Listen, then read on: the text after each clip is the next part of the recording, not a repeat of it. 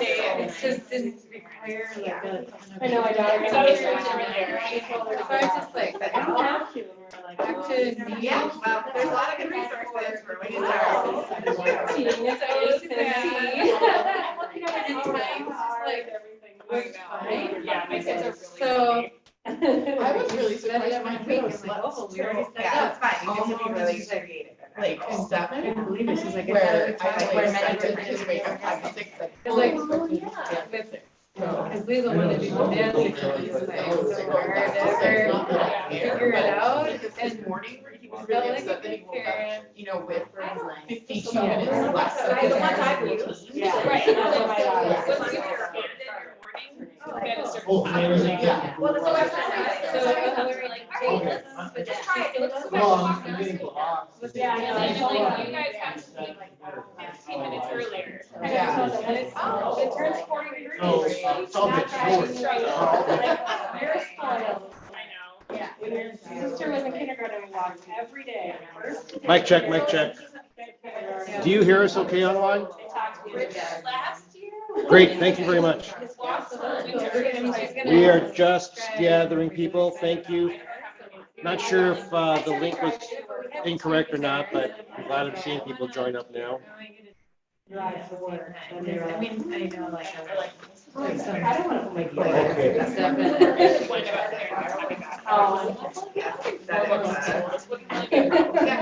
Yeah, that's.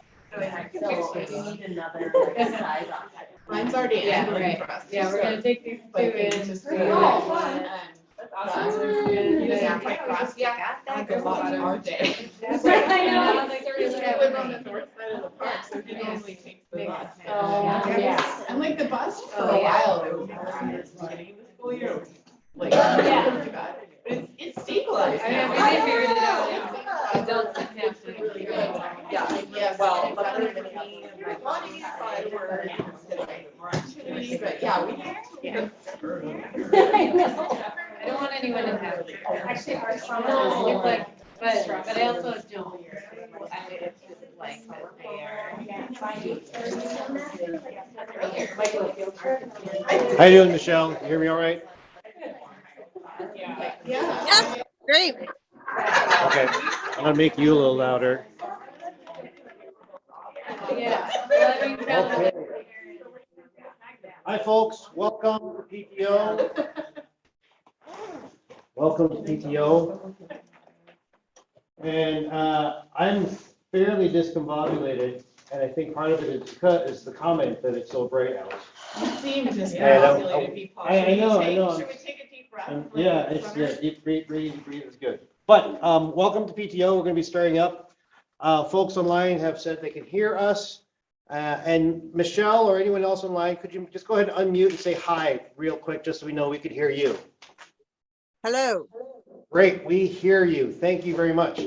So my name is Vipal. I'm with PTO. We have a guest in the house, so I'm going to be very polite today. I have a third grader, and yeah, and I'm going to throw to Robin for the welcome and intros. Hi, I'm Robin. I have a fourth grader and a second grader. I'm Liz, and I have 2 fourth graders. I'm Sarah. I have a second grader and a fifth grader at Bethune and a seventh grader at Franklin. Hi, I'm Heather. I have a second grader here. I'm Sue. I'm the ID coordinator. Christine Kennedy, the assistant principal. I'm Sean Cox. I have a second grader. I'm Mandy. I have a fifth grader and a third grader. I'm Tana. I have a third grader and a kindergartner. Tom, I've got a first grader. Great, and I'm going to throw to Michelle online. Michelle, please. Hi, I'm Michelle. I have a second grader. Here we go. Yes, second grade. Great, thank you. And Colette? Everyone, I'm Colette. I have a fifth grader and a high five.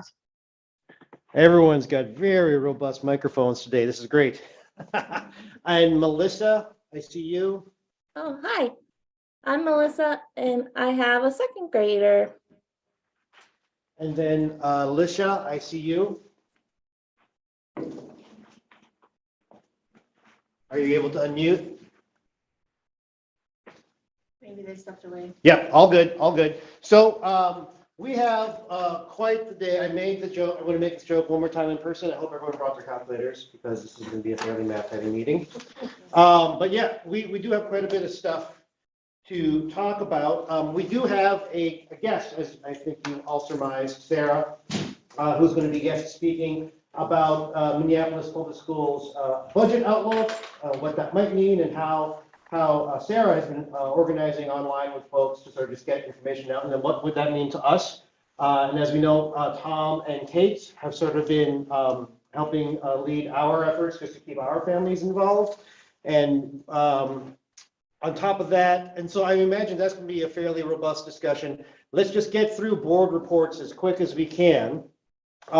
And as you can see, Liz has updated our accounting.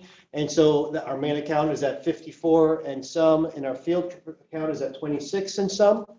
And that is inclusive of all the new checks that have been written but hadn't gotten deposited by our February meeting, right? And I think that it was inclusive of $8 grand of checks or $2 grand of checks. Of course, now my numbers are, do you remember?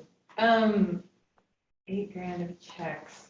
And my math might be up. Let's just Coming say in or going out. going out, Yeah, like for outbound. field trips? Yeah, I think there was like 4,000. 4. Okay, going- so there's two That's, times, yeah. that is not reflected in those Okay. numbers. It's on the other sheets that says pending Okay, checks, but there's also over 2,000 collected from the classes. Yeah.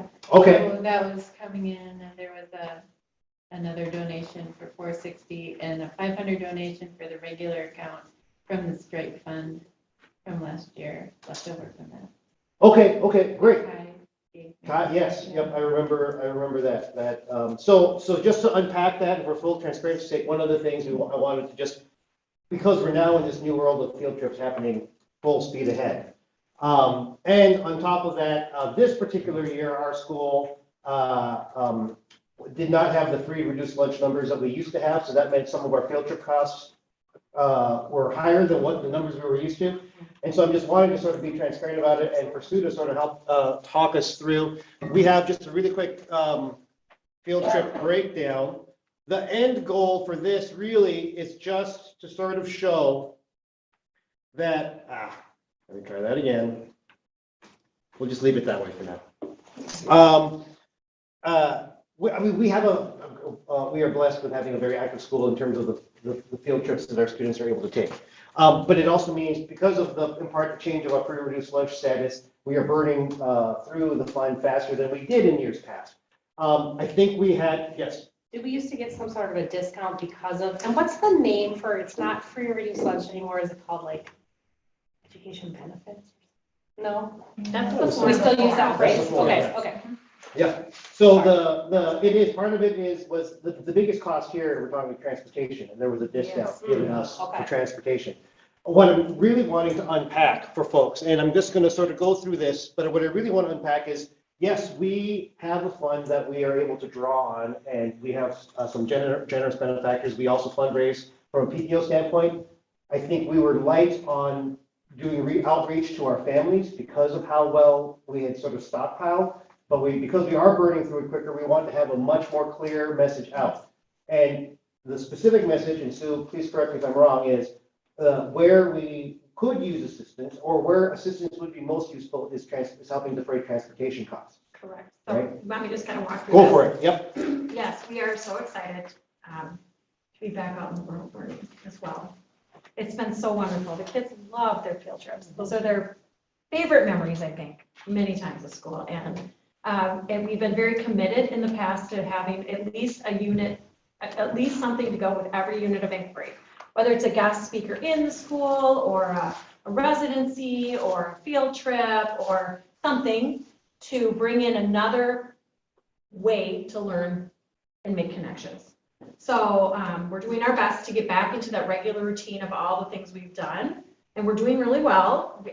Last Thursday, the fourth graders went to Orchestra Hall and heard a wonderful concert. And then on Friday, the fourth and fifth graders went skiing. And the skiing trip was fantastic. It was fully funded. So that was really a really wonderful experience for them. So I kind of put this together in like where the money is right now. So currently we've spent $8,900 and we've gone to we have either hosted or gone to all these places. So High Five has had a storyteller come and they had the Works come on site. First grade had the Raptor Center come. It was really fun with the eagle. Oh, nice. Uh-huh. That picture's the eagle's got his wings out and you could feel it blowing in the room. It was so fun.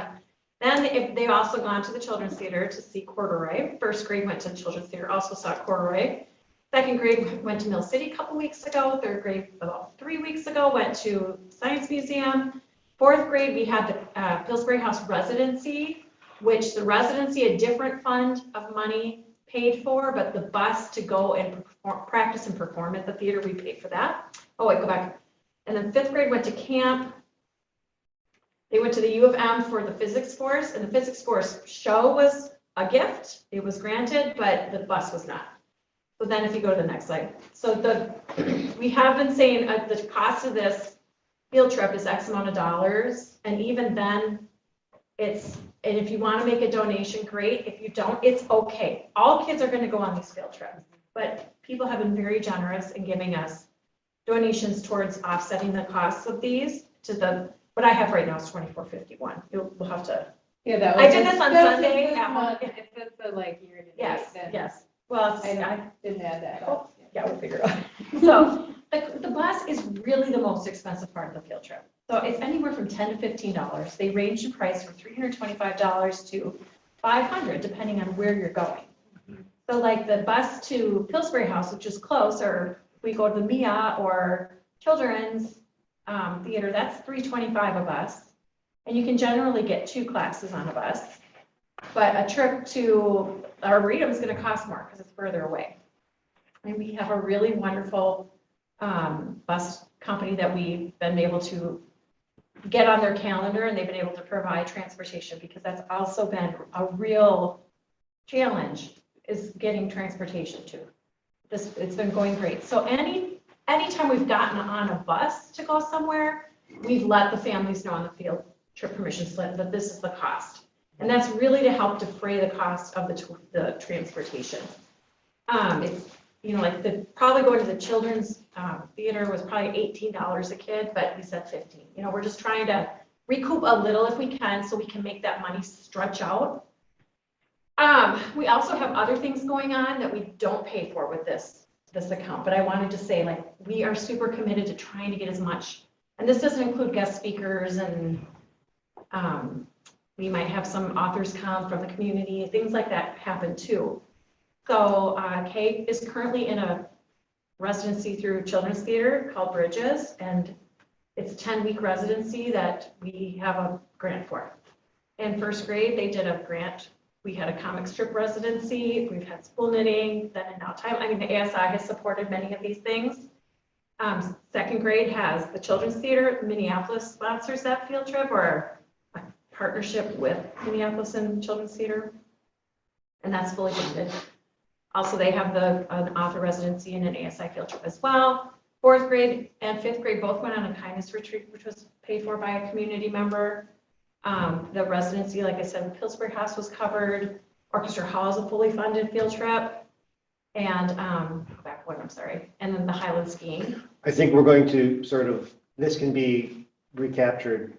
Okay, yeah. So just for time, But I mean, I think. Okay, we do all these other things too. Yeah. Here's what's coming up. Yeah. And those are all Season's mostly near, getting on a musicals. bus field trips, but then lots happens in the spring. So I just guessed based on what I know about bus costs, and either I've been invoiced and it's sitting in my inbox, or it was last year's invoice. It's going to be about $10,545 more. So you can see we've spent our money. Yeah. So I think the question that I have for the floor, or for Sue, and for Liz, is in terms of us taking in these donations, do some cash just comes back to the classrooms? Because on the form you say, if you'd like to defray some costs, go ahead. Do we, or is there an accounting for from whom donations are coming from? And I don't think it necessarily has to be transparent to us, but as long as if cash is coming in and then it's getting deposited into the account, we just want to be able to say it came from X, Y, Z. When checks come into us directly, we obviously have that accounting capability. So I just wanted to make sure that because there seems to be two pathways through the classroom or directly to PTO. There's actually a third. I just went online and put a note in the To give them in? contribution field, I think. No, that's still part of the same check. And that's, Oh, again, we can capture, we are able Okay, to, I can cool. run a I report wasn't- and say. I wasn't sure if you could with just that note field, because there isn't a drop down for field trip. Yeah. Um, Yeah, so yes, it's accounted for by grade level yep, and room number, like they'll send it to the office or to me, and then I'll go, I can count it in the office, like yeah. around people.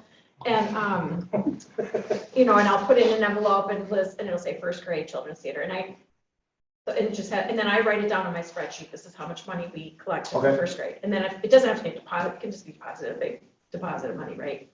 Yeah. So But deposited to the field trip account, not yes, to the main yeah, and I account. just write it. Yes, Yeah. yeah. Mhm. Okay. Yeah, so I don't think we necessarily keep track of which families, because to me, it's like, that's just a donation, and I don't feel like we need to do that unless we feel like we should be keeping track of families too. I think we just need to understand source and to be able to, if someone were to say, challenge us to say, well, where is, this money came in, where did it go? That's an obvious challenge, and we can track that through receipts, but this money's coming in, where did it come from? Mhm. For example, the one that we're going to need to be 100% fully transparent about is the donation we're taking in from the teachers, which was a leftover from the fund from the strike. And my understanding is they donated it back to us because we had donated as a group, just again, during the strike, we had not necessarily supported the strike, but supported our teachers. And that was our mission that 3 weeks, was to provide the things that we could. And that's why we funded the porta potty. That was one of the biggest reasons for it, was just the fact that we had people out in the cold.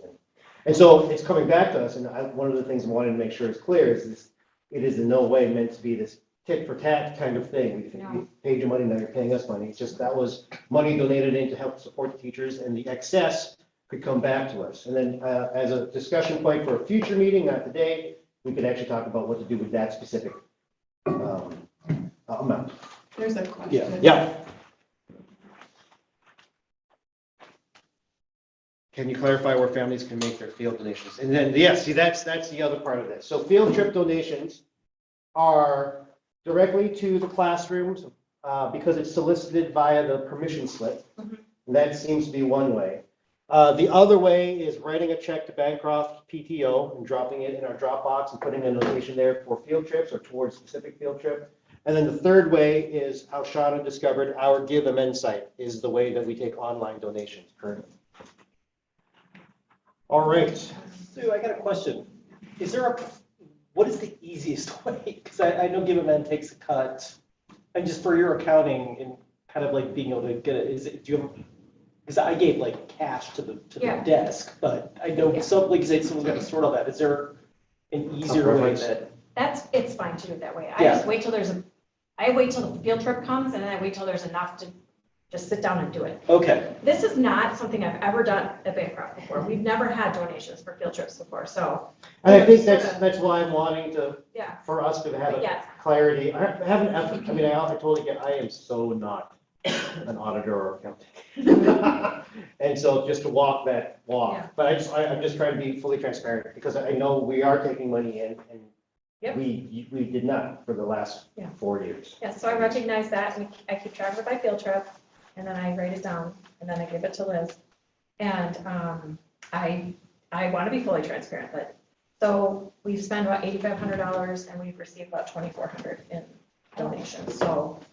Because in It's theory, not if it's a quarter. actually counted as a 25%. donation, are you sending tax notes to everybody who gives you a donation? That's the question. I was gonna say, if you give to Give Amend, they like, Give them Itemize a that too. thing. That's the reason, Not yeah. that I care, but I'm not gonna, you know, like, yeah, some quibble people for might. $20. And if There's a threshold that we haven't yet hit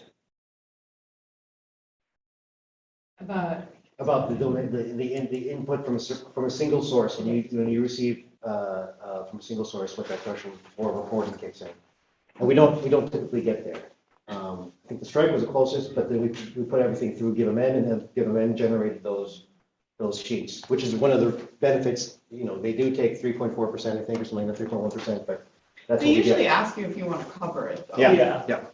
Okay, I didn't want to live on this too long, but I did want to say that. And so we, as a group, there's nothing to vote on here that I'm asking for. I just wanted some clarity about it, make sure that there was a record of this. And it is, we are privileged in so many different ways, and field trips is one of them. I know there was a big chain about this in Facebook. And just sort of consider how other schools just don't have the funding to do what we are doing 2 or 3 times, depending on the grade. Well, So- I think it's come up a couple times. Is there a general fund for MTS to, For schools in general, for the. yeah, just, Chief, I think it just comes up again as a, Yeah. like it has, just like school funding where there's groups that. I would talk love to about- plug my ed talk on Yeah. this exact Yeah. topic. I just watched an ending yesterday. And you can, it's 8 minutes at home, but it gives you, there are vehicles for groups and individuals to allocate money to typically underfunded schools. Like my kid's school does not have a PTO and we don't Yeah. have a field trip fund, and they go on one a year and it's the Yeah. best day of the year. Yeah. But there are ways for groups like yours, like some groups, will actually take whatever is over their budget at the end of the year. And instead of banking all of it, donate a portion, and you can go through Achieve, so it's all, Yeah. tax free, and, no one, they take an administrative cut, but not if you allocate it specifically to a Title I school. So if you all wanted to give money to Bethune, so my kids could go on more field trips, you could do that through Achieve, and they don't take a cut, so if you donate. Chaos. Hi, Sarah. Welcome to the meeting. I'm just going to mute you real quick. Did you have a question, Sarah? No. Heather has. Nope, sorry. Slides I'm doing tonight, so that you all have that. Yep. Yeah, and she can. So, and I mean, there's so many things that need to be discussed, that we can discuss, but we are going to, I'm going to sort of push us along. I wanted to try and get through this, Robin, before it got lost. We have our student-led and our teacher-led conferences coming up. The teacher-led one is March 23, right? Yeah. And so there's a recommendation from the floor. Robin, this is yours. Yeah, so normally when we have conferences at night in the evening, PTO provides dinner for the staff that's here. And because this one was rescheduled and it was previously during the day, but now is in the evening, I don't know if that would be of interest again this year for us to provide staff with food for dinner. That's this week, right? Or, no, it's next week. Next week. So I So- think. We're just gonna use the strike fund for that, just get rid of it. Everything I just said. let's go. We'll cover about it, yeah. At some point, this becomes money laundering, so we need to get on it. But this is a recorded meeting, let's just be very clear. But yes, I think just to expedite it, and I mean, the joviality of this, I think, gives me a sense that this is a supported effort. I do want to put the vote on the floor. I think our last funding was $800 for conference meals for our faculty and staff for that evening. So that's what I'd like to put out on the floor. Robin, is that sufficient, or how does that? Yeah, work? that sounds great. So that's the proposal on the floor. I'm going to call a vote for it, just for the sake of brevity. All in favor, aye. All against, nay. On Zoom, 1 to support, yes, Melissa knows the thing, 2 for no. Yeah. So that's March 23rd? Okay. All right, and so the motion carries, so we are going to fund. Yeah. Okay, great. Thank you for that. I appreciate that. My report, and this is going to segue into Sarah here, is that we had a presence on. So, okay, that's a good question, Michelle. Because it's student-led and it's a little hit or miss in terms of traffic, that one, I did not think we would be funding. We're going to fund one of them and not both of them. I think That's what makes sense. to Yeah. me. Yep, and I think it'll be more open Yeah. the second night than the first night. It'll be like, I think it'll be open house style Yeah. almost the whole time. Yeah, yeah. And it'll be time for break.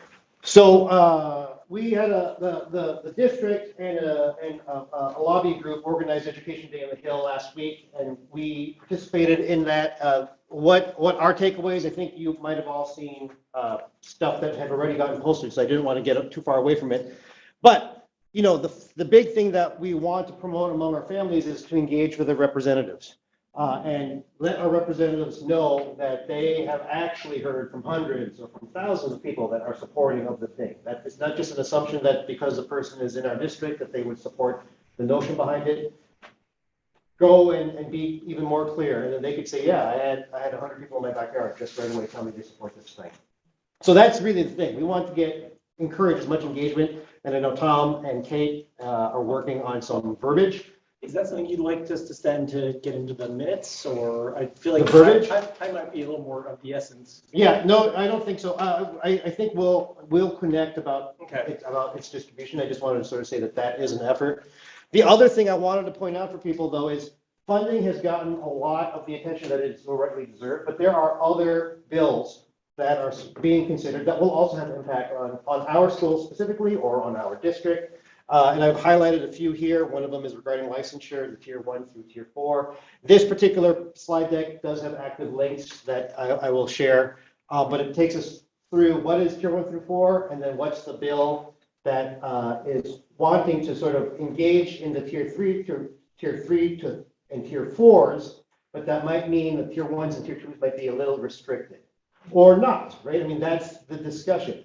And if we're, and this is the layman's term about it for me, is that, for example, you have an artist, a professional artist in the field, has a degree, has worked as an artist, but wasn't working as a teacher, can teach in schools to at a K-12 level as a tier 1 or tier 2, depending on their credentials. That might be a different story now. That artist might now need to actually go through more licensing, do the 6-year degree program or what have you. And just to add on to that, Yeah. and I don't want to go down Yeah, that, but that bill really impacts a lot of our educators of color, because those who don't traditionally go through that 4-year, St. Thomas track or that practical track. So that impacts for sure mostly our educators. Well, and that's where I was going to go with it. My understanding is Minneapolis Public Schools happens to have a large percentage of teachers that fall under that. And so what would that mean in terms to our teachers of color? That's their pathway into our school system. That's our pathway for our students to sort of see their perspective. And or I come from a family that's in the arts. That certainly has that has impact through subject matter experts. So I just wanted to bring that up. There is, I know Joanne, I'm going to bring this up for Joanne's sake because she's actually working on something about this. Medicaid funding for mental health support. It's a thing. Why aren't we taking advantage of it, right? But there's reporting and there's some paperwork and there's a whole lot of stuff that gets in the way of it being accessible by our schools to access Medicaid funding, to have counselor services or mental health services. And I know there's a whole lot of politicking there, and that's what's stymieing us understanding the issue and us getting involved in the issue, and also the issue actually becoming a thing. So I just wanted to point out some of these things that have, for folks in our families who want to be active, if the money talk is too much, well, there's other things that we can talk about, and other ways for you to get involved. That's really my soapbox effort here. Now, having said that, I'm going to queue up Sarah's slide deck. And Sarah, you can just tell me next. Okay. But Sarah comes to us through Heather primarily. You made the connection, but I think if any of us are active on Facebook, we've seen the posts, we've gotten involved. Yeah, all good, all good. Your reputation precedes you. But having said that, I am going to queue up your slide deck here in a second. Is it, for the folks at home, is it easier for me to be seated here or standing up there, or does it not matter? The mics are throughout the room, so they'll be able to hear you just fine. Well, actually, the mic is, if you could throw your voice this way. Okay. Yeah. Yes, I can do that. And you're gonna drive? Yeah, I can drive the slide deck. So while he's pulling that up, I'll introduce myself beyond Facebook rants about district finances. As I mentioned, I'm a parent of 3 kids in the district.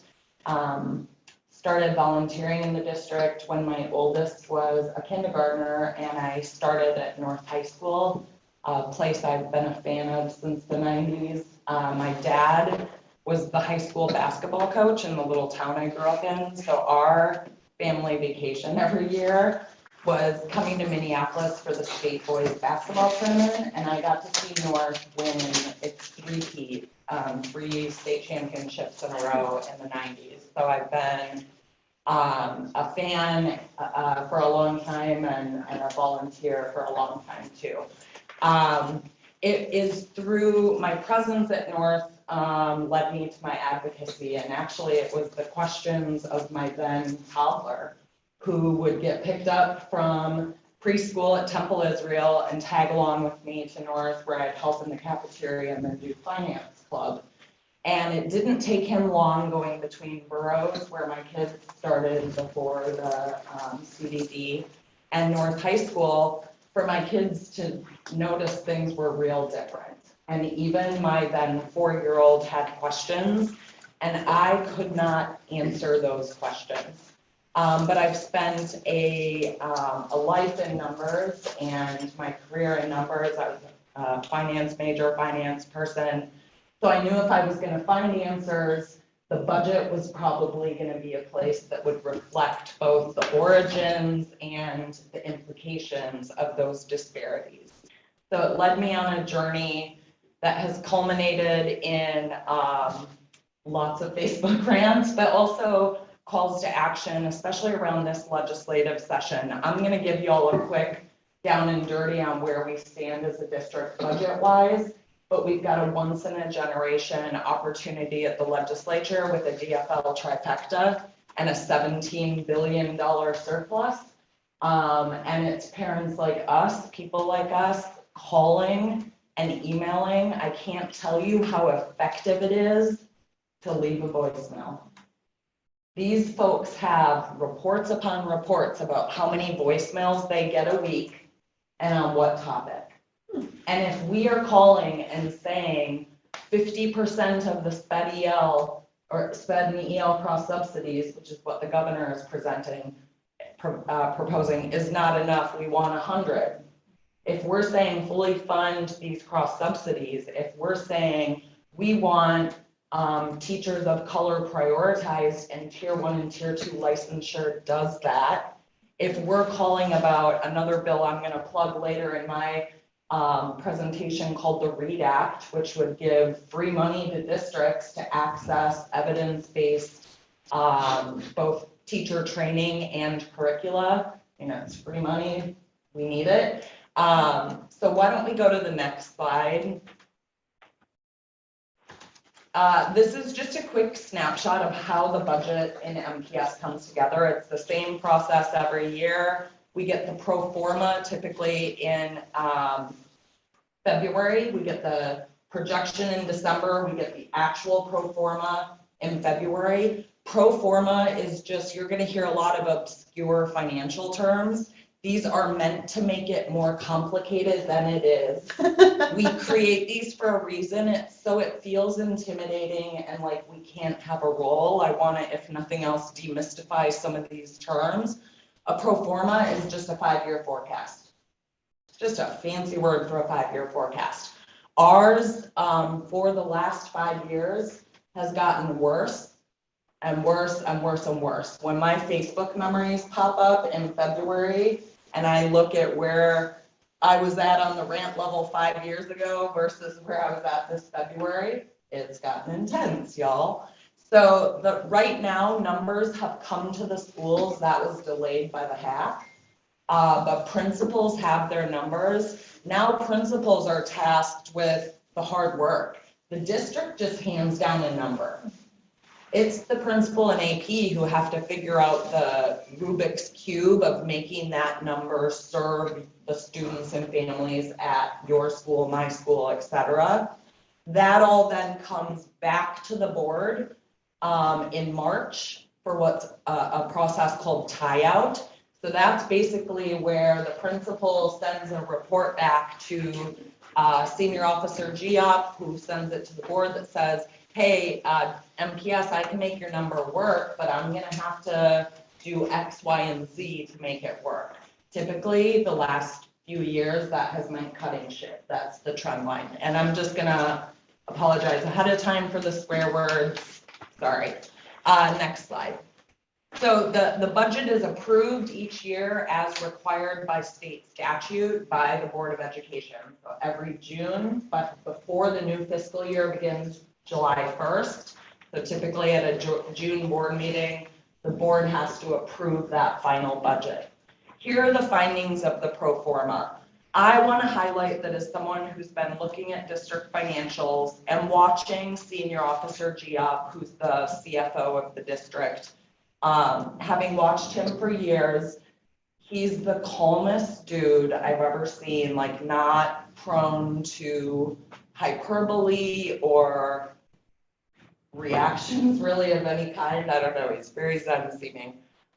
So for the pro forma to say that we are approaching an impending fiscal crisis, and this is not any of my paraphrasing, this is pulled from the pro forma memo, you know that's bad.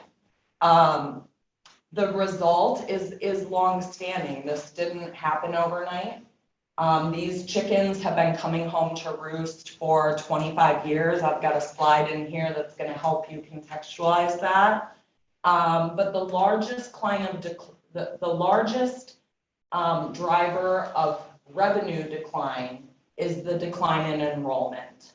MPS enrollment has dropped more than 20% in 5 years.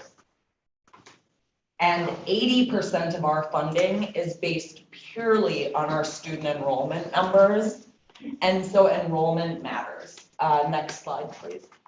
So how does MPS currently spend its money? I'm not going to spend a lot of time here, but you will all get this as a handout. Send it to whoever you want. Next slide. How does MPS decide how much each school receives? Most of it is based upon, so the district is funded by the state based upon our overall state enrollment. And then sites are similarly funded based primarily on their enrollment.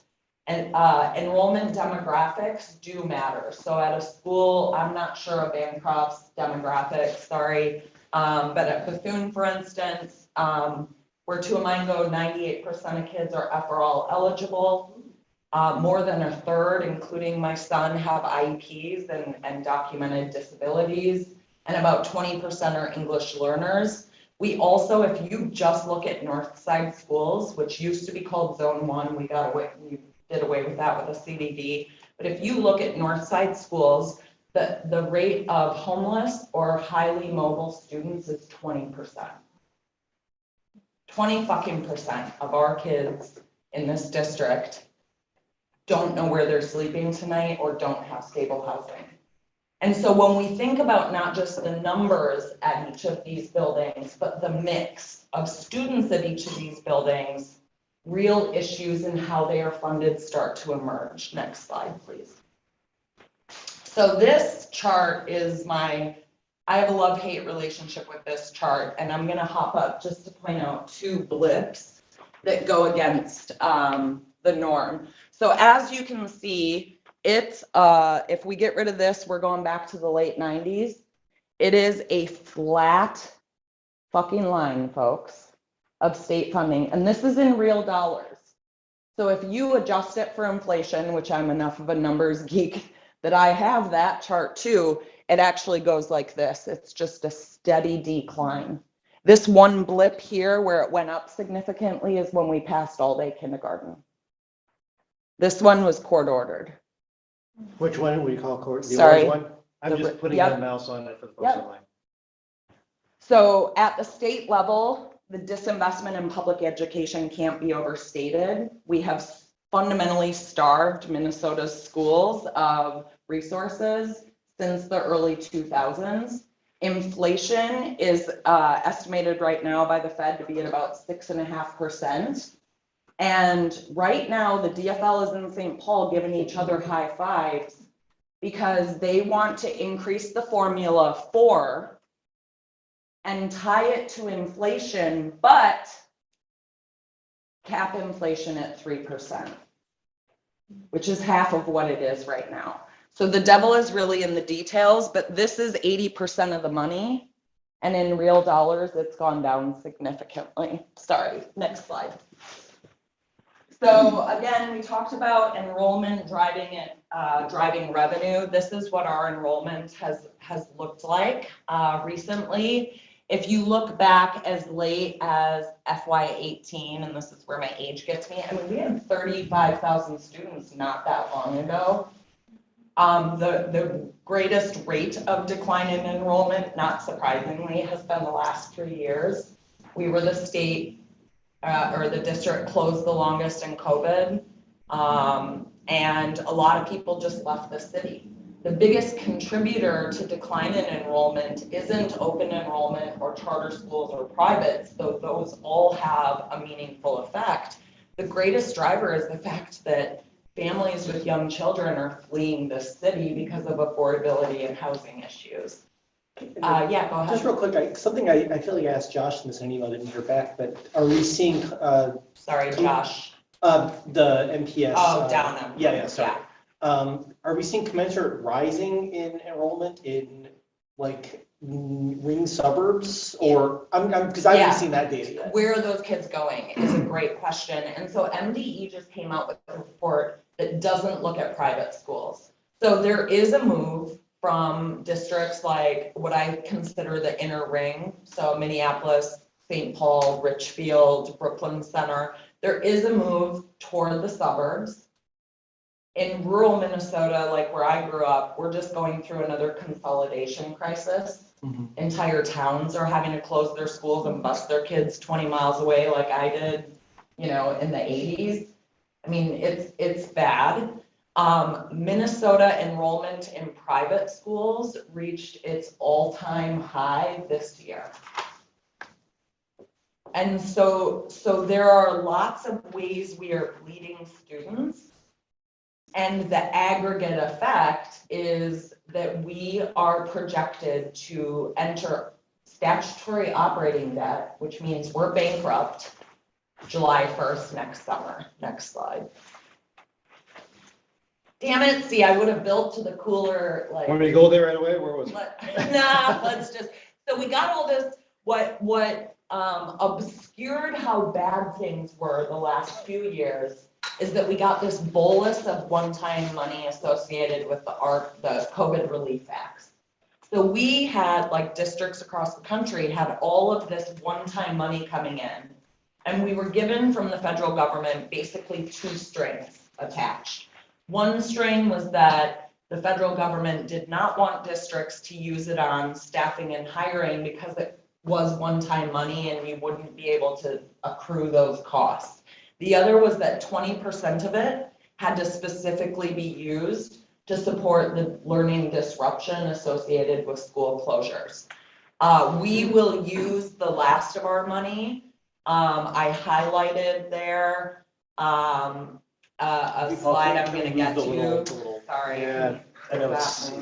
I touch upon it in a later slide. That's okay. That's just my hey, I'm going to circle back to this. This is it's a limitation of the device that's doing. No worries. So that's just saying we have to spend 20% on learning loss. We've already spent the rest, and it was mostly spent plugging holes. So we had deficits of, I forget the exact numbers, so don't quote me on this, but like round number, the last 3 years we had deficits of like 25 and then 40 and then 75 million. Next year, it's projected to be 108. The wheels just come off next year. Next slide. So tomorrow night's buried in the agenda in one of the presentations of tomorrow night's board meeting is how we're going to spend the last $30 million the district has. And we are going to do that by what the district is saying is targeted investments to schools. Okay, for 1 year. Keep in mind, this is money we use next year and then we lose it. And they are going to hire what they're calling intervention triads. So the fact of the matter is 60% of MPS students don't read at grade level. 2 of my kids are 2 of the thousands. 8 out of 10 Black and Native students don't read at grade level. MPS has the highest disparity between academic outcomes for its white students and Black and Native students. in the country. And they've gotten markedly worse the last 3 years. So MPS is like, I don't know, the drunk dude in Vegas putting all the money on like 19 black. And we're gonna have what are called intervention triads, like rush schools next year. I don't mean to sound so glib, I'm all for hire all the teachers in the world, rush interventionists into these schools, serve these kids. But the unsustainability of it, the fact that we're gonna spend all the money hiring the people, not training them, and not giving them new tools. MPS uses a K-5 ELA, English Language Arts, a literacy curriculum that's been banned by 19 states because it's so bad. It is neither evidence-based nor effective, and we can see that in our own kids and data. I encourage you to check out a recent podcast on this topic called Sold a Story. There's also a really good one that I listened to when my son was before he was diagnosed with dyslexia, called Hard Words, that talk about this issue. But we aren't gonna be able to spend money on any of those training and tools. We're going to send one teacher, so the teams include one licensed teacher and 2 EAs. Each team of 3 people will serve a caseload of 75 students. And if you think about the demographics and needs at certain students at certain schools, you can imagine that some schools like Bethune are gonna have more intervention teams than schools like Bancroft, just by function of the need. But that's the last of the ESSER money, the federal money. And we will spend it next year on these intervention teams. Next slide, please. This is the general fund balance. This is the slide that, keeps me up at night. So keep in mind, we are not in a calendar fiscal year. So we are already in FY24. FY23. FY25 begins next July 1st.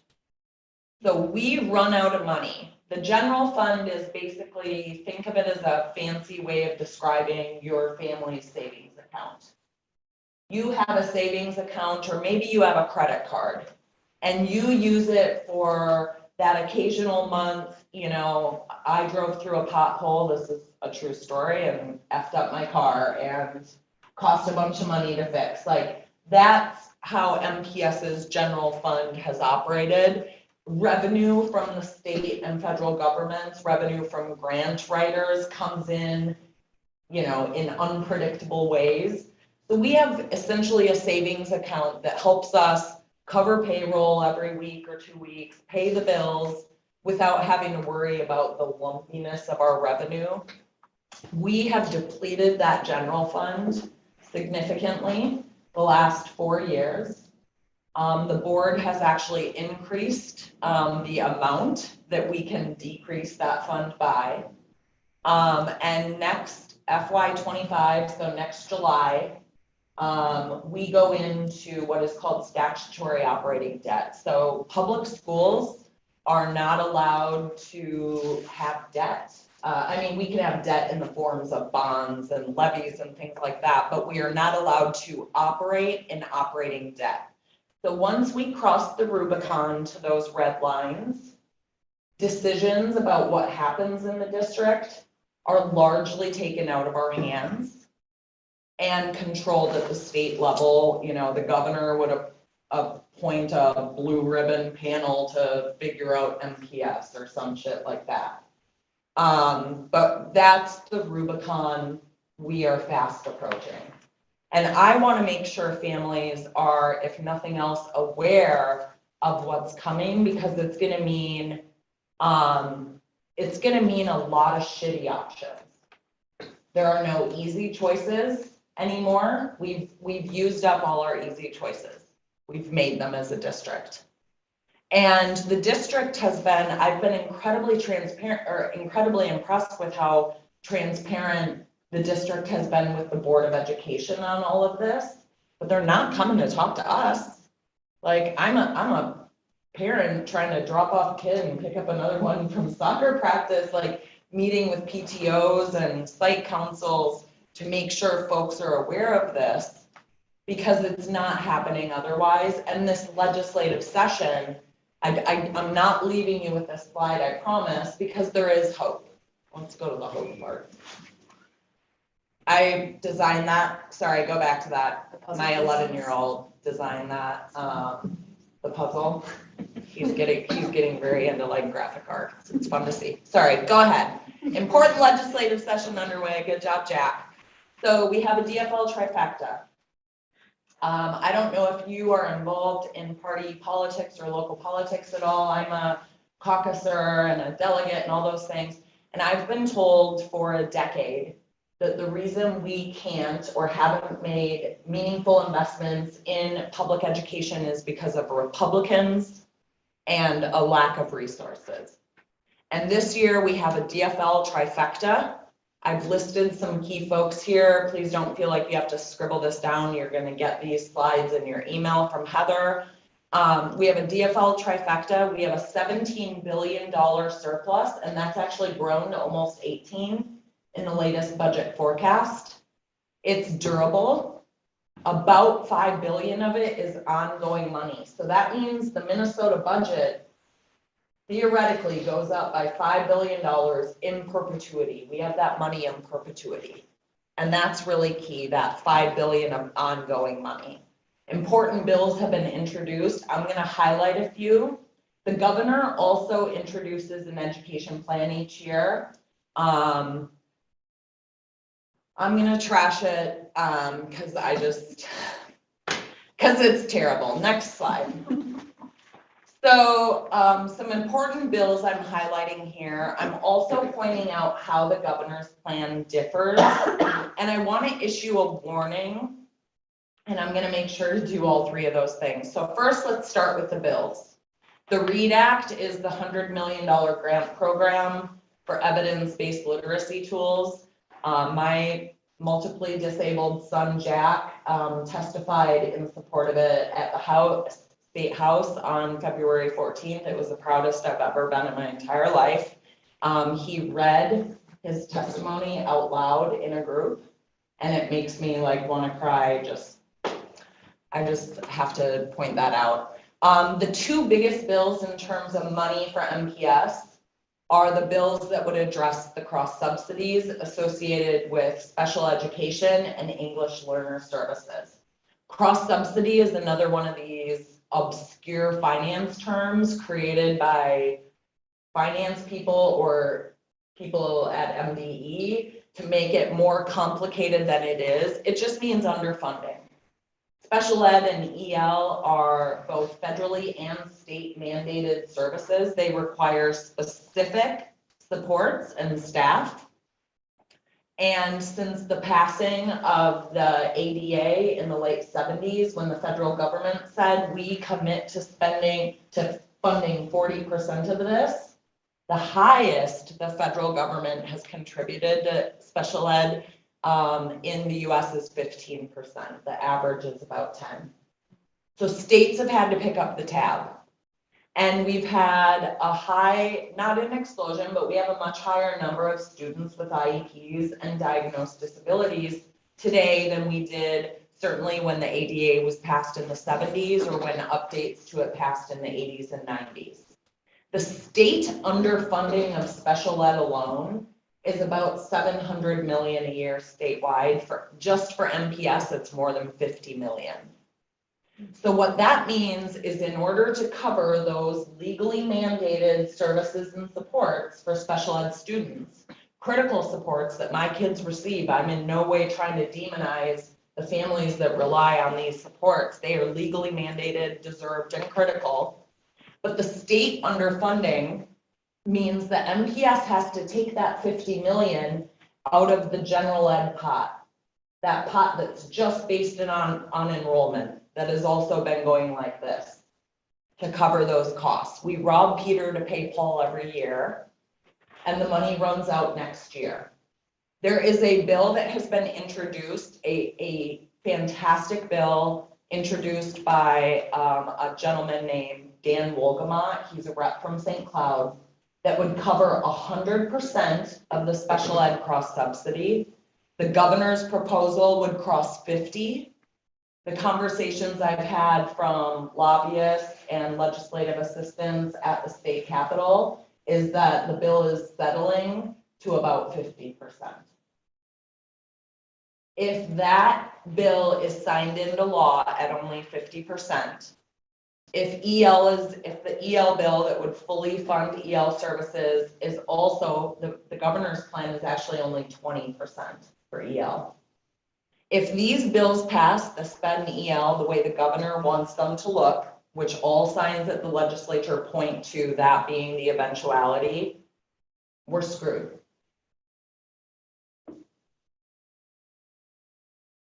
But none of these bills are finalized until the end of March. March 25th is an important date. Your phone call, your email to your state rep and your state senator, if you're going to make it, it has to be made before March 25th. That's when the committees have to turn over their final bills, final numbers. Right now, the committees are doing the Rubik's Cube. They've been given a number by the Senate head and the Speaker in the House. You know, the Education Finance Committee has been, you know, hey, you guys get $4 billion, figure out how you're spending it, and so on and so forth. March 25th is when those bills have to be out of committee and ready to vote on in April and May. Please, please, I beg you, call your local representatives and demand that HF8, which would 100% fund, and HF22, which would 100% fund the EL cross subsidy. If those two bills pass as written, we don't go into statutory operating debt next summer. If they pass as it's being talked about in St. Paul right now, we net about 30 million in new funding against a forecast deficit of 108 million. On the next slide, this is the latest update from, again, the board meeting tomorrow night, so I'm giving you a kind of a preview. They're only calling it 11 here. I've heard from multiple sources, I believe, and who have given me good information for many years, that the SPED and EL bill, the SPED bill will settle at about 50%, and EL is going to be between 15 and 20. That's simply unacceptable if our district is going to survive. And I don't know about you, but my kids' success depends upon the success of their teachers, their schools, and this district. And what's happening in the state legislature right now is a lot of Democrats, I literally saw two of them high five each other coming out of an Ed Finance Committee meeting last week, and I just about lost it. Because they will be able to say with straight faces that they are making an unprecedented investment in Minnesota's public schools. They'll be able to say that with a straight face. It's true at an aggregate number. But if you drill down, the devil's always in the details, and the details don't keep MPS solvent. So then the question is, what do we do? I hosted a meeting at Bethune in January, attended by, I don't know, probably 50 people. And we had Tom Rothke speak, present. He's the director of budget and planning. And he gave his spiel. He just presented the pro forma. I mean, you can go look at it on the website. He presented the pro forma. And the first 10 questions from the families in the audience were, are you going to close my school? It's where we all go when we see these numbers. And it's the reality that we will face, probably with the state making the decisions, if the legislature doesn't pony up. And in order to push them and help our Minneapolis delegation especially have the courage we need it to have to be bold and brave right now, they need to hear from all of us. Next slide, please. So what can you do? It's not hopeless. If Minneapolis, who is this district's, who is your rep and state senator here? Sweet Hodan. Spata And Hodan. Oh, okay, and so you guys, Hassan. yeah, you guys have good ones. Rep Hassan gets it. Fatah, I don't know as well, but they need to hear, if the PTO is gonna put out an email to all parents, I hope this is what it's about. Those two bills, the SPED and the EL bills, that's, from a dollars perspective, that's the name of the game. The crap on the formula becomes a rounding error to us. They could increase the formula 10%. And we'd get about $8 million because our enrollment has dropped so significantly. For us to be saved, it's the SPED bill, it's the EL bill.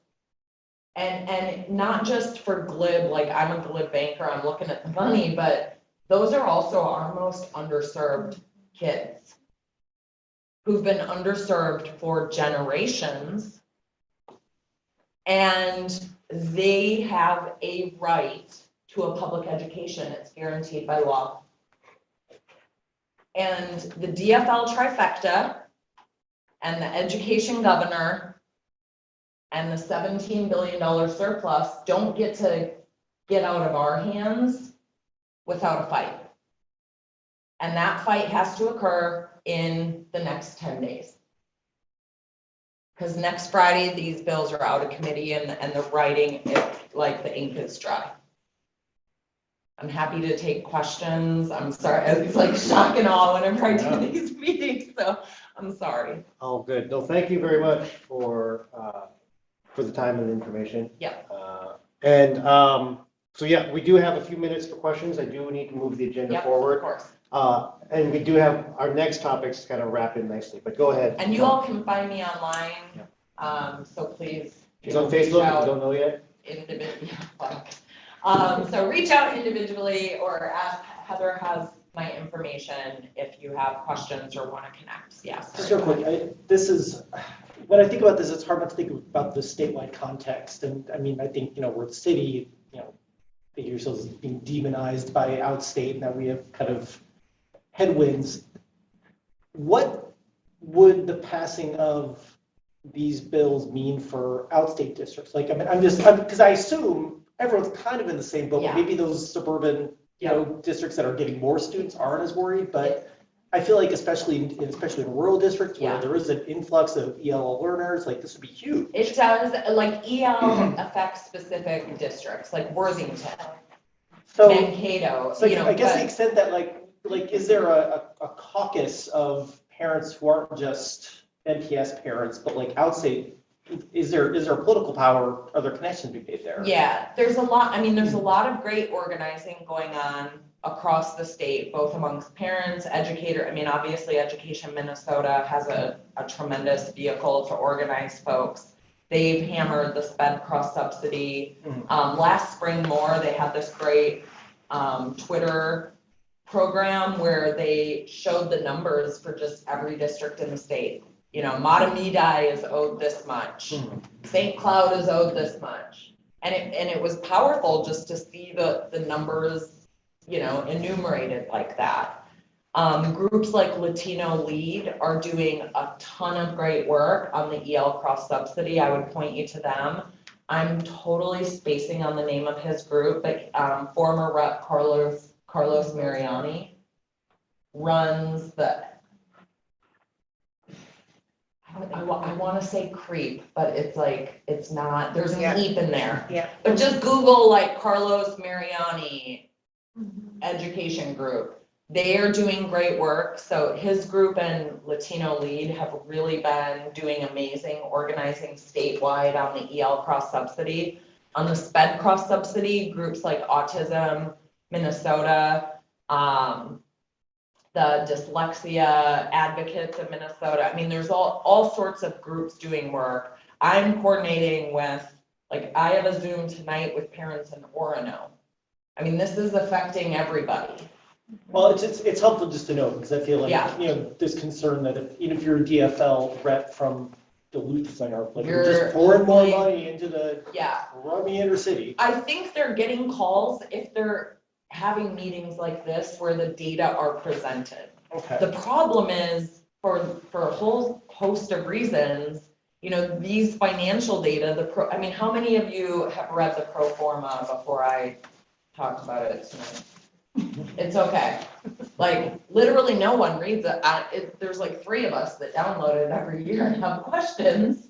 But that's, you know, part of my goal in meeting with groups like yours is because you have a tremendous vehicle. You have this community that you know and love, and I'm trying to help you fight for it. And if you could fight, the most effective thing you could do is blast out an email with the bill names, the fact that the governor's plan does not go far enough. These folks want to pass the governor's plan, and we got to make sure they pass these 2 bills as written. I mean, that 3 sentences, if received via voicemail and email, carries weight. And so I'm going from group to group. If you will have my slides, share them with your networks. Ask 10 of them to also make that phone call. There is power in numbers, there is time, but the 25th is a key deadline. So I've always wondered, if you're like leaving a voicemail every day, does that count, or are they like, oh, it's the same person? Like, we're not really gonna pay attention. Like, So I how does that asked, work? Can I use a I phone asked voice? a legislative aide this, and they said they just count calls. Okay. So all you have to do is give an address, like I call and I say, I'm a constituent and I'm calling in support of HF8 because my disabled kid allows, or, you know, should be allowed to have a fully funded education or whatever. I word it differently every day so they don't know Okay. how stalkery can be. But no, call as many times as you want. But it matters, like, these reps don't, I mean, they all talk about how many calls they get, but like their staffers will tell you if they get 100 calls in a week, it's like a huge week. So what if they got 1,000? I mean, MPS has not as many families as we used to, but we're still a small but mighty crew. And if we can blow up our state rep and our state senator, like, that shit matters.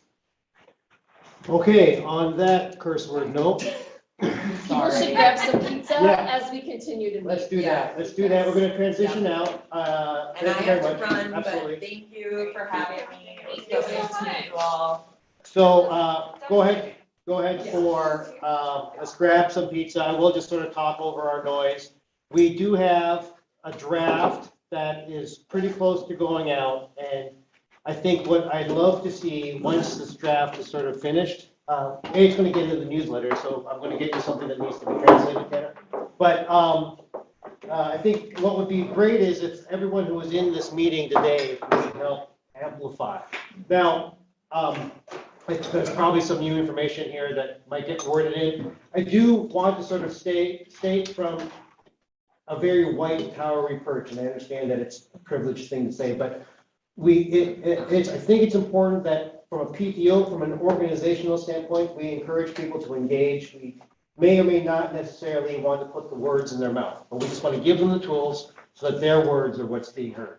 So I do want to sort of understand that we're walking a line here. My husband needs the words because he had a ELL education in Minnesota, Oh, there you go. so it wasn't great.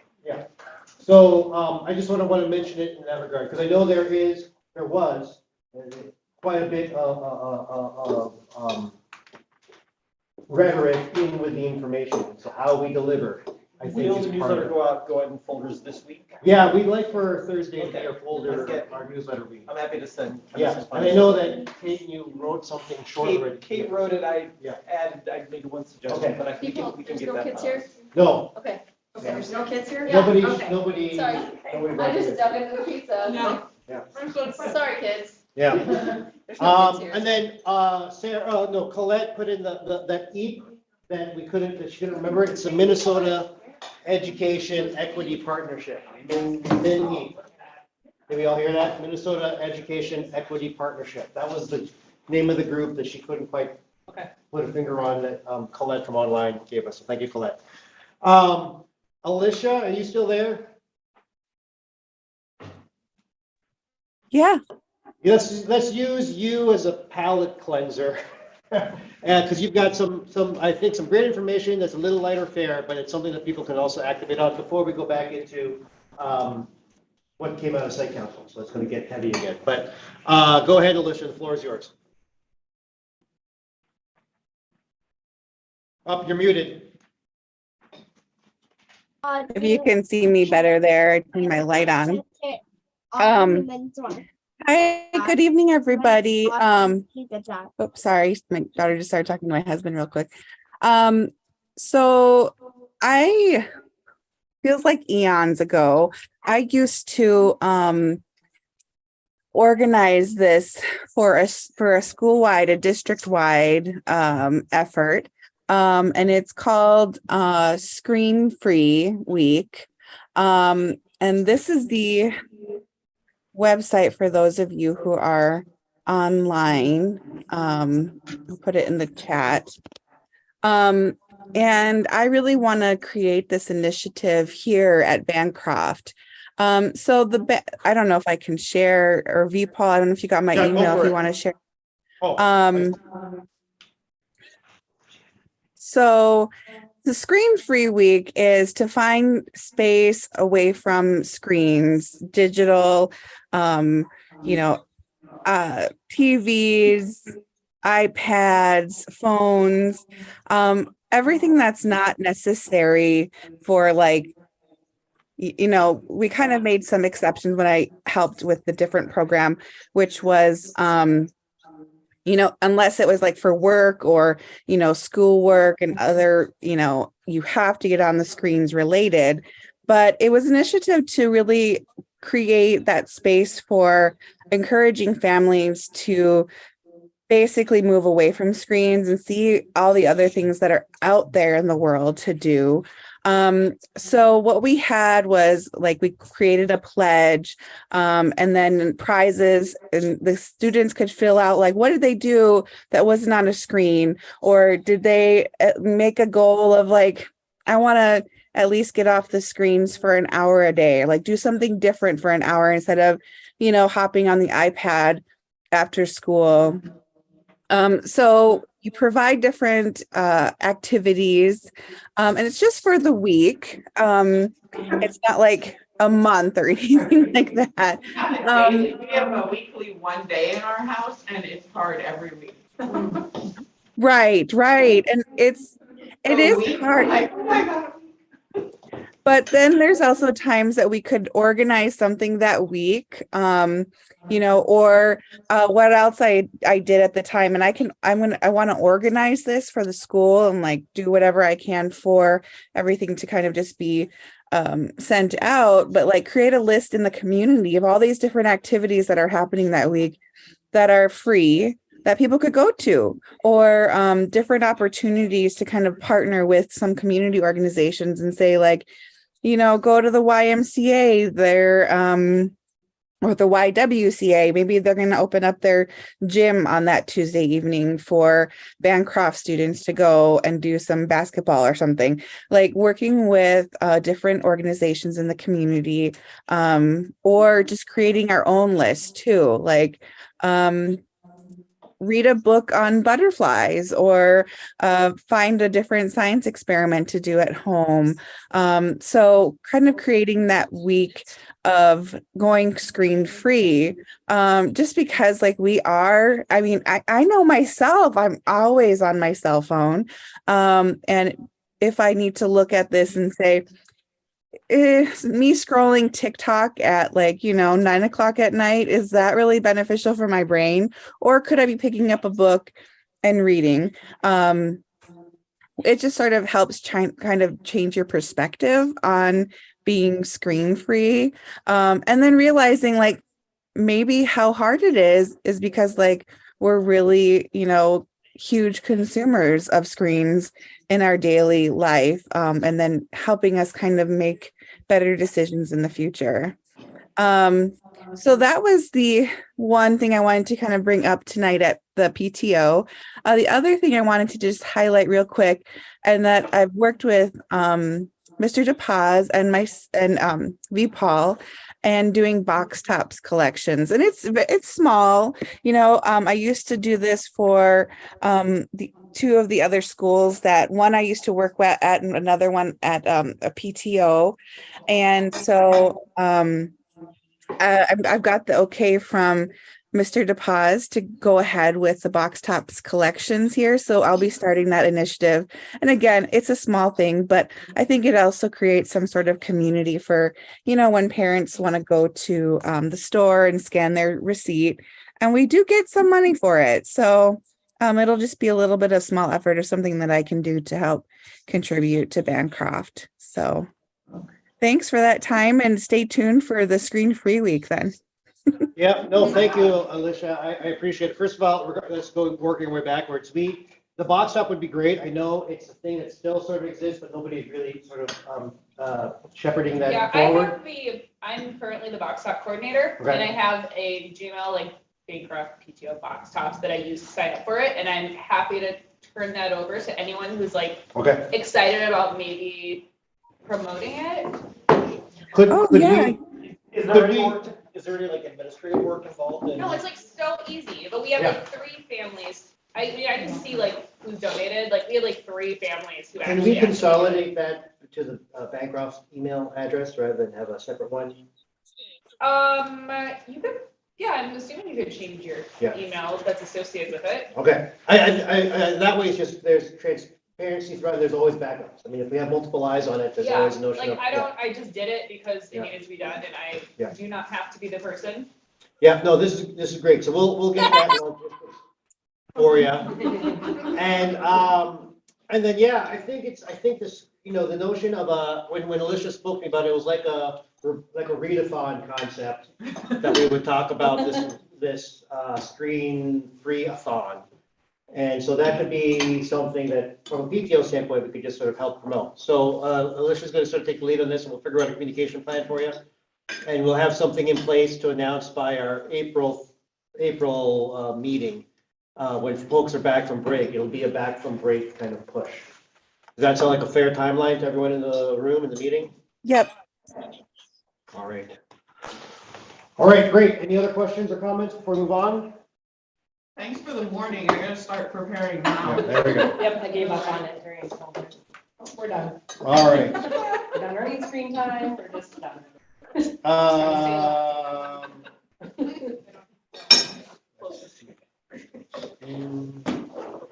All right. So site council was on Tuesday, and Christine, please correct anything I might have wrong. But this is just a quick summary. Obviously, there's perspective. It's coming from my perspective on it, and there were other things that other factoids, other pieces of information. But I did want to sort of point out a great highlight that our student population is growing, and I think that's. I was always surprised when they were giving us lower numbers, because it just felt like that really should have been the case. I think now they've come to terms. Diego said that they've realized that our attrition numbers are all wrong in the formula. But we are at 391, not counting high five, which is a plus 60. So our budget shows just over $1 million increase from last year. We took a $1.4 million hit last year, I believe, if my memory serves, in terms of a decrease. So we're sort of back to where we were a year to date.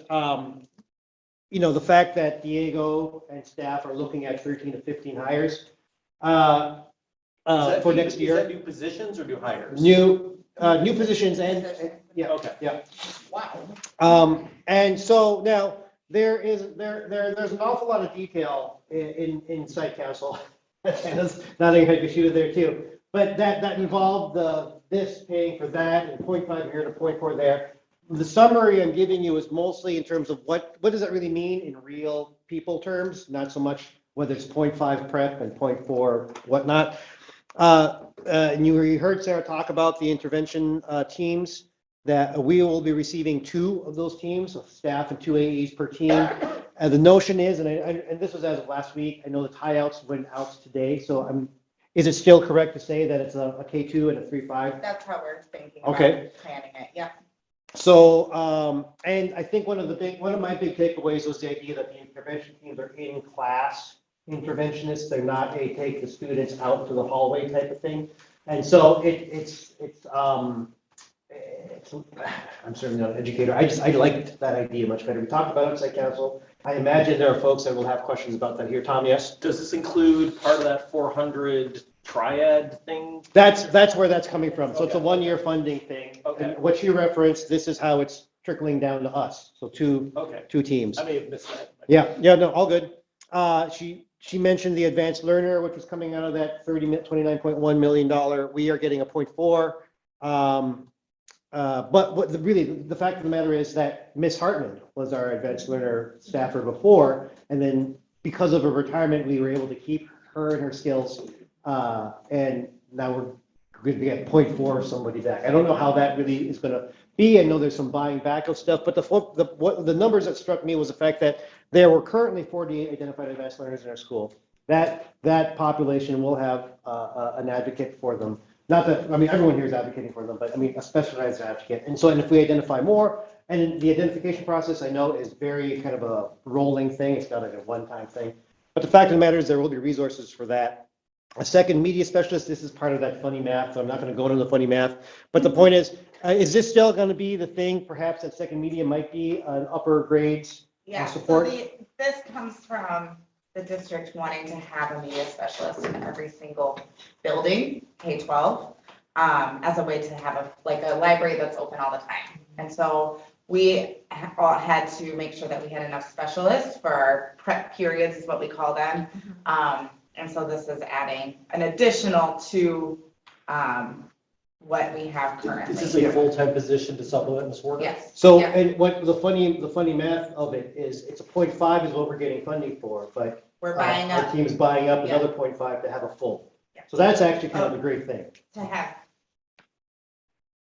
the same now plus an additional. Yeah, that's what I'm saying. Yeah. Yes, correct. That's correct, Sandra. Yeah. Yeah.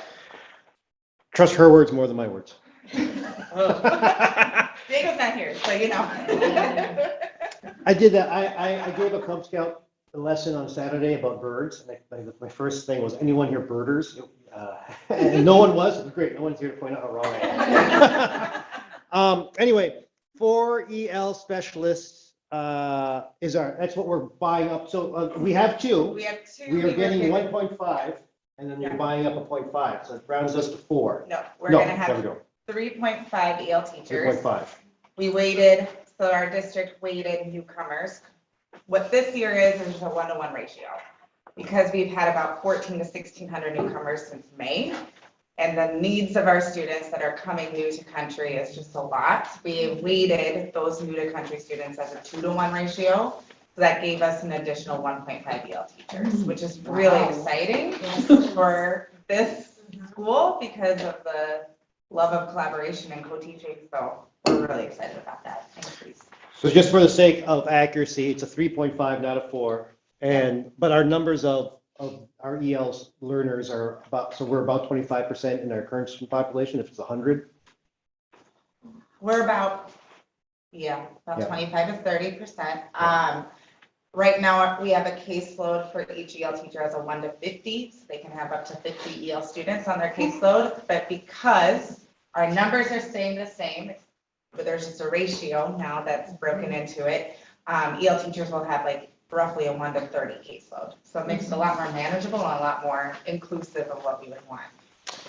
And then the last thing I wanted to point out, and because through CDD, free and reduced was one of those big conversations and how, as it impacted our school community, we went from a 46 to a 48 to a 50 to a 52 is how they're now measuring us. And so that translated into $200,000 of that 1 million. That's what that translated into in terms of the formula, how that works out.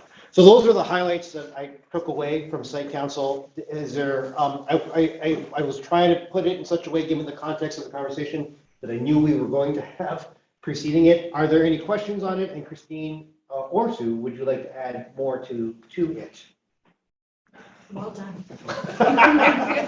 Good job. All right, okay. Oh, All right. Any Can I ask a questions from the question, floor? please? Yeah, go for it, Melissa. Oh. yeah, I was just, in part of my legislative education this year, I learned that we're one of few schools that have a media specialist full-time on site, but I was just curious, maybe I misunderstood that. So is Ms. Warner full-time now? And she'll have an extra person? Yes. Correct. Okay, that's awesome. And I love that she was in the budget already. Yeah, no, I mean, as a real story over this, what happened? We were home for some reason. What were we home for? Was it snow? It was snow, right? Many No. things. Yeah, No. no. It's a funny story, and I know, I don't even know why I'm indulging this one, but, so Silas had to write a story, something about Rome, or Roman ancient Oh, yeah. civilizations, Yeah. right? And there was research Duckster, now I know what Duckster is, I guess that's a research tool that we use here, or it's the Google for kids, right? Anyway, the point of the matter is, it's, he's researching, like, Yes. how do you even know what that is? I have not done it with you, but I know that that's happening here. So that was kind of interesting to see, and then now that I know he's going to fourth, there might be another, because that's such a big thing. Yeah. And so I sort of saw it in real terms, since he had to work on this writing assignment. Because I don't, I mean, I'll be honest, one of the things I loved about first grade when we were distance learning is I saw all of his assignments. Now I don't. I know I my think I've daughter made the just joke before already, yeah. started typing stuff into Google and I was like, hold up. How do you know this is like a resource that did research? Let's talk about like, What you're why gonna are put you in just there. reading this? Yeah. Okay, yeah. Yeah, yeah. My kiddo came up as like below grade level at research, and we're two scientists with like 5 degrees between us, and I was like, okay, we're gonna meet. I was like, what does this look like for you? Because I was like, if there's anything we can help you with, it is research. Yeah. All right, moving through, I do want to get to spirit wear and spring plant sale. I think spring plant sale is a little, how do you feel about that? I think it's gonna be okay. Okay, So I wanted to reassure everyone that we're on a different schedule than last year. February just disappeared, and with the April 28th deadline that I knew Paul's had, I'm just like, hey, we got tons of time. So where I think last year, the envelopes went out before spring break or something, we're gonna aim for delivering the envelopes to the students on the Thursday, right? The Thursday before spring break, and they'll keep them till like the third week of April, 21st. 21st, so yeah, our timeline Lots right of now time. is, 30th, Lots of time. yeah. I need to get some numbers and some kid labels or something, but I'm like, I don't know. I'm used to the like 8 p.m. run to FedEx to print the thing and put the things together, 5 minutes before house stop. And it's just like sort of how it goes. So I'm gonna call Jack tomorrow, find out how to tailor our portal, which currently we have a portal, but I really want to limit what people can order if they go to the portal to the same thing they can order from our sheet, as opposed to the 400 million miles of things that you can just order if you wanted to do this fundraising that way. So once I dig that up, I will share that, and this will be like before the end of the week, I'll share that with our usual email list. If anyone has any particular feelings about plants that should be removed or replaced or added or whatever, you let me know, we'll finalize it, get it printed, stick it on some envelopes. It's gonna be okay. I think, I think as a good follow-up, and I know Diego's not here to answer this question, so I'm going to Christine, is getting envelopes printed at the district. And we have 2 needs that I think we'd like to push forward with. Haven't we done that in the past? We have. But I'm wondering if it's too late, like, did we wait too long? It usually takes 10 days for a Yeah. turnaround. We're like kind of on the line. Because if I recall it correctly, was it that the paper was attached to the envelope, or the envelope was literally printed with the Wait, I'm looking to somebody. Like a kid's name, maybe? The plant sale one? Yeah, I don't remember what, we were only here for like. It was the carbon copy, It's blue, like yellow, like the gray. multiple pages. Yeah. And I don't think it had a sticker. No, like, with the names that and was the grades. I readathon think that people we- just wrote in Yeah. like their own information. Yeah. I don't think it was like There one was per. something about stickers. That was the readathon because we didn't have a spot last year telling people to put their name and their teacher and their grade, and it was messy. But the plan sale has a spot, right, yeah, where on the you're top of the writing in form. who's picking, because like my sister-in-law bought some, Yeah. so like she Right. wrote her name. Well, we have to get that finalized sooner rather than later if we need the triplicate thing, which. So, that's great. Expect to hear from me tomorrow. Yeah. As soon as I call Jack. Any questions? So I'm gonna piggyback, we have, Spiritware. We have an online form that can go out. We're going to come up with a paper form as well. It's the blue shirt with the bulldog. We all voted in support of this. It's a $7 cost, $6.15 is our current cost. Fudging it around, well, I am gonna look for a vote for approval from those left in today's meeting for $7. I know we're not using it as a fundraiser, but I think just giving us that cushion helps us sort of A, round the money off so we can take cash in a better way rather than coins, and B, the way tax and all that stuff sort of works out. So I am looking for $7 approval for the free t-shirt cost. This is the bulk order that we send out. Now we're gonna have a Google form. People can opt in and choose a size, or opt out, and then they can order extra shirts at $7 per shirt for their household. They will have to do one per student, because we're marrying or we're linking the form to the student who's getting the free shirt or opting out of the free shirt. So if you've got two different forms. And that would also mean, if you've got the two different forms, then you could either split up your extra order or just put all the extras on the one, right? So there's just a little bit of behavior management that we're gonna do there. This is also gonna go out soon. With 27th would be the day that the forms get submitted. That's the Monday before break, with money due the Thursday before break.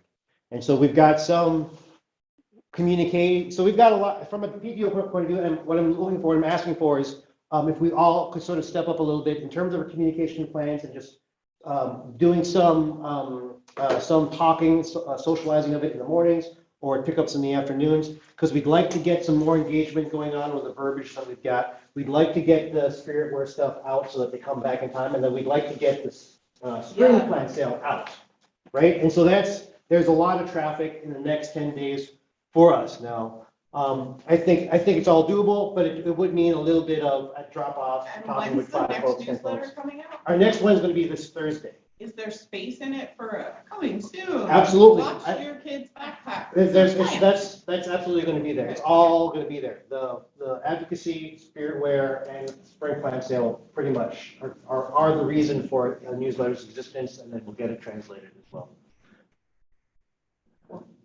Excellent. So here's my call for vote. All in favor of the $7 price point for additional shirts of the free kind. This is the bulk order kind. The stuff that's online where it's blue and green or whatever, that's gonna be priced at whatever that price. We don't have those. Because that's costs more because it's on demand, for me. So I'm strictly talking about the bulk order shirts that we're giving away for free, but then people can get extra orders up. $7. All in favor, say aye. Aye. All against, say nay. And Colette knows the drill. 1 for yes, 2 for no. The shirts. The free shirts all look the same. Yeah, the free shirts all look the same. They are the Yeah. blue, the royal blue, not the navy blue, with the bulldog doing this, as opposed to what someone Like, called the whoa, fart. that looks kind of like. Yeah. Triumphant, buddy. All right. Hey, Paul. Yes. I have to go. Yep. My Yep. All good. All good. Right That's here. it. This But is- I have one thing to say. So Yeah. I just resigned as box tops coordinator. Oh, So you can basically, I just resign and you sign up with the PTO email. Okay. And then it's all under one beautiful umbrella. And Alicia, you can have it. Alicia's still here. Yep. Okay. Great. So yeah, we'll get that. We'll get that going. Our next meeting is the Monday right after spring break, I so know. that is gonna be a surprise because it's Surprise and delight. April 10th. Yeah, what if, thank you for catching that.